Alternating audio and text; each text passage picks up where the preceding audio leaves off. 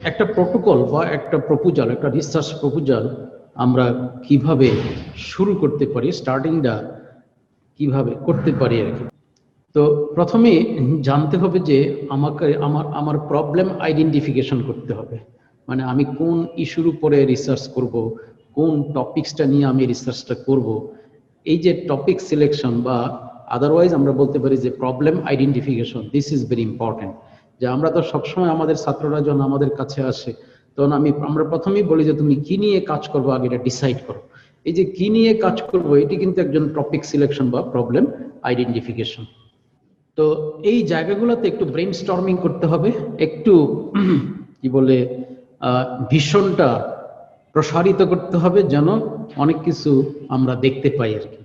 পৃথিবীতে বহু মানুষ আছে যারা কিছুই দেখতে পায় না, আবার কিছু মানুষ আছে অনেক কিছু দেখতে পায়। তার অর্থ কি? এটা হলো অবজারভেশন পাওয়ার। দেখতে জানতে হবে, দেখতে বুঝতে হবে, এটি হলো মূল জিনিস আর কি। কাজে রিসার্চের প্রবলেম আইডেন্টিফিকেশনও কিন্তু একই কথাটা প্রযোজ্য, একটা টপিক সিলেকশনের ক্ষেত্রেও কিন্তু একই কথা প্রযোজ্য। আমাকে মানে মানে দেখতে জানতে হবে কোথায় প্রবলেমটা আছে, এটাকে বুঝতে জানতে হবে আর কি। এখন আমাদের এই রিসার্চ টপিক আমরা কোথায় খুঁজবো, তাই না? এটা একটা ইম্পর্টেন্ট কথা যে আমরা খুঁজবো কোথায়, কোথায় পাবো এই রিসার্চ টপিকগুলো।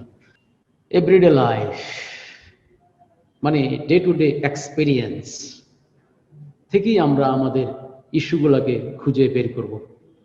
প্র্যাকটিক্যাল ইস্যুস ইন হসপিটাল, আমরা হাসপাতালে কাজ করি, ইনডোরে আউটডোরে, অনেকে ট্রেনিংয়ে আছি, অনেকের কি বলে কোর্সে আছি, এবং এইখানেই কিন্তু আমার কি বলে রিসার্চের টপিকসগুলা আমি খুঁজে পেতে পারি। Practical issues in hospital, practical issues in community. Okay, তারপরে পাস্ট রিসার্চ। আমি যদি মনে করি যে কোনো একটা পার্টিকুলার ফিল্ডে আমার একটু ইন্টারেস্ট আছে, যে এই ফিল্ডে আমি কাজ করতে চাই, তখন আমি কি করব? আমি দেখব, আজকাল তো এগুলা দেখা খুব সহজ। তুমি তুমি তোমার টপিকসটার নাম দিয়ে গুগল স্কলারে সার্চ দিবে, দেখবা শত শত আর্টিকেল চলে আসছে। কিছু রিলেটেড, হয়তোবা একদম ডাইরেক্টলি রিলেটেড, আবার কিছু হইতে পারে যে হ্যাঁ মানে একটু সরাসরি রিলেটেড না, একটু ডেভিয়েটেড হোক, সেই ইস্যুগুলা তুমি দেখো, পড়ো।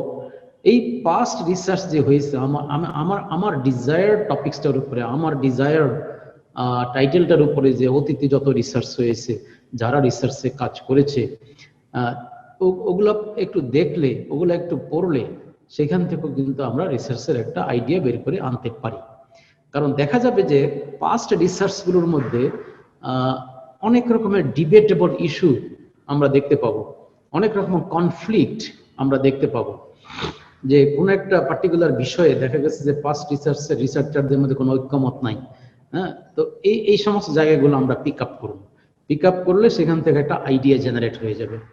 এরপরে brain storming and intuition. Brain storming and intuition, এই জায়গাগুলো আমরা শুরু থেকে একটু দেখে নিব। এইসব জায়গাগুলো থেকে কিন্তু আমরা একটা আইডিয়া পেয়ে যেতে পারি আর কি।